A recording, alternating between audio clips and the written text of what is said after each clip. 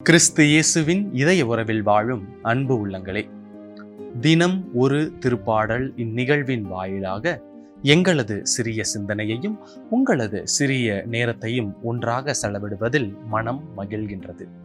இந்நிகழ்வின் வாயிலாக இன்று நாம் பார்க்கவிருக்கும் திருப்பாடல் எண் 50. இத்திருப்பாடல் ஒரு ஆன்மீக வழிநடத்துதலின் இத்திருப்பாடல் இறைவனிடம் இறைஞ்சுகின்ற மனித உள்ளங்களை பற்றி எடுத்துரைக்கின்றது. இத்திருப்பாடலின் முதல் வசனமே தெய்வங்களுக்கெல்லாம் இறைவனாம் ஆண்டவர் என்று வாசிக்கின்றோம். மனிதர்களுக்கு தெய்வமாக நம் தெய்வம் இறைவனாக வாழ்கின்றார். ஆனால் தெய்வங்களுக்கு தெய்வமாக என்பதை பற்றி பார்ப்போம். மனிதர்களுக்கு பல தெய்வங்கள் உண்டு. மனித வாழ்வில் பல தெய்வங்களை வழிபடும் நிலையில் மனிதர்கள் இருக்கின்றார்கள். ஆனால் தெய்வங்களுக்கெல்லாம் தெய்வமாக, அதாவது இறைவனுக்கெல்லாம் இறைவனாக என்பதன் மூலம் நமக்கு ஒரே தந்தை, நமக்கு ஒரே பரம இறைவன் என்பதை நமக்கு எடுத்துரைக்கின்ற தந்தையாக இவ்வசனம் அமைகின்றது. இன்னும் மிகுதியாக இவ்வசனத்தில் நமக்கு ஒரே ஒரு கடவுள், அதாவது ஒரு இறைவன் நம்மை வழிநடத்தி இந்நாள் வரை வாழ்வளித்திருக்கின்றார் என்பதை மிக தெளிவாக எடுத்து கூறுகின்றது. இதை இணைச்சட்ட நூலில் கூட நாம் வாசிக்கின்றோம். இணைச்சட்டம் 10ஆம் அதிகாரம் 17ஆம் வசனத்தில், ஏனெனில் உங்கள் கடவுளாகிய ஆண்டவரே தெய்வங்களுக்கெல்லாம் கடவுள், இறைவனுக்கெல்லாம் இறைவன், மாட்சியும் ஆற்றலும் கொண்டு அஞ்சுதற்குரிய கடவுள் அவரே என்று இறைவனுக்கெல்லாம் இறைவனாக நம் இறைவன் இருக்கின்றார். அந்த இறைவன் தான் நமக்கும் மனிதர்களுக்கும் தெய்வங்களுக்கும் இறைவனாக இருக்கின்றார் என்பதை எடுத்துரைக்கின்றது. இரண்டாம் பகுதியாக இறைவனின் குணத்தை பற்றி பார்க்கின்றோம். வசனம் 11 முதல் 14 வரை நாம் வாசிக்கின்றோம். இறைவன் நமக்கும் அவருக்கும் உள்ள உறவை மிக தொன்மையாக எடுத்துரைக்கின்றார். அதாவது, பறவைகளை நான் அறிவேன், என் உணவுகள் உங்களிடத்தில் கேட்கப் போவது இல்லை, குருதியை உண்பேனா என்னும் சொற்கள் வேற்று ஆளிடம் பேசுவது போல அல்லாமல் அவருக்கும் நமக்கும் உள்ள தொடர்பை எடுத்துரைக்கின்றது. அதாவது தெய்வத்திற்கும் மனிதருக்கும் உள்ள தொடர்பை எடுத்துரைக்கின்றது. இன்னும் குறிப்பாக வசனம் 11 முதல் 14 வரை மும்முறை என்று சொற்களை கேட்கின்றோம். இந்த சொற்கள் மிகவும் சுவாரஸ்யமானவை.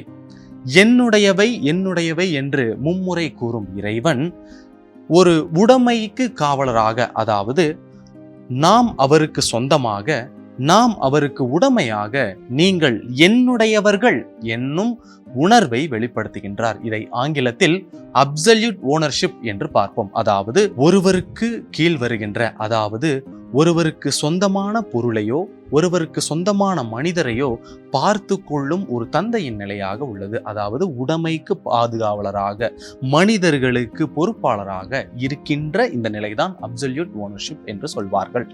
இந்த நிலையில் இருக்கின்ற கடவுள் நம்மை பார்க்கின்றார். அதாவது நீங்கள் என் உடைமை, நீங்கள் என் உரிமை, நீங்கள் எனக்குரியவர்கள் என்று நமக்கும் அவருக்கும் உள்ள தொடர்பினை, நமக்கும் அவருக்கும் உள்ள இடைவேளி தொடர்பினை குறைத்து நமக்கும் அவருக்கும் உறவுகளை வளர்க்க இறைவன் முற்படுகின்றார்.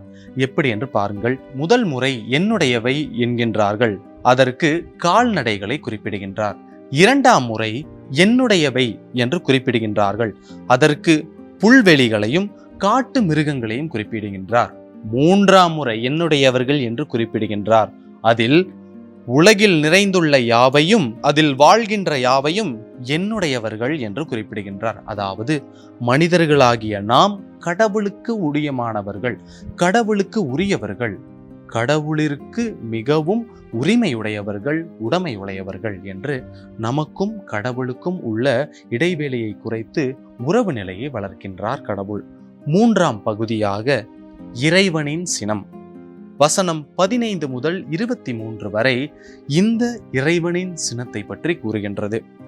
இவ்வசனங்கள் இறைவன் மக்களை சீர்படுத்துகின்றார் என்பதை பற்றியும், முறையற்ற நிலையில் வாழ்கின்ற ஒருவர், அதாவது அடுத்தவர்களுடன் உறவை துண்டித்து அடுத்தவர்களுக்கு துன்புறுத்தும் நிலையில் வாழுகின்ற ஒருவர்களுக்கு கடவுளின் சினம் என்றும் கனலாக எரியும் என்பதை குறிப்பிடுகின்றார். இன்னும் குறிப்பாக மக்களை தண்டிக்கும் மக்கள் மீது இறைவன் சினம் என்றும் மாறாது மறையாது என்பதை மிகவும் தெளிவாக கூறுகின்றார். அன்பு நேயர்களே, இறைவனின் மனம், குணம், சினம் இவற்றை பற்றி பார்த்தோம். இவை இன்றும் நமக்கு இறைவனின் அன்பை புரிந்து கொள்ளும் வழிகளாக அமைகின்றது. வசனம் 15 இன்றைய திருப்பாடலில் வசனம் 15 துன்ப வேளைகளில் என்னை கூப்பிடுங்கள், நான் உங்களுக்கு பலன் தர காத்திருக்கிறேன் என்று கூறுகின்றார். நாம் பல வேளைகளில் இறைவனை புரிந்து கொள்வதன் மூலம், இறைவனது குணத்தையும் மனதையும் புரிந்து கொள்வதன் மூலம் இறைவனது சினத்தில் இருந்து நாம் தப்பிக்க, நாம் தள்ளி நிற்க உதவும். ஆகவே துவங்கி இருக்கின்ற இந்த தவக்காலத்தில் நாம் முழுமையாக முழு மனதுடன் இறைவனை நாட, அதன் மூலம் அவரது மனதையும் குணத்தையும் புரிந்து கொள்ள ஜெபிப்போம். ஜெபம். அன்பை எந்நாளும் வழங்கும் எம் தந்தையே, நாங்கள் எந்நாளும் உம் பிள்ளைகளாக, நீர் படைத்த மனிதர்களாக என்றும் வாழ அருள் வேண்டி ஆண்டவரே மெய் மன்றாடுகின்றோம். ஆமேன்.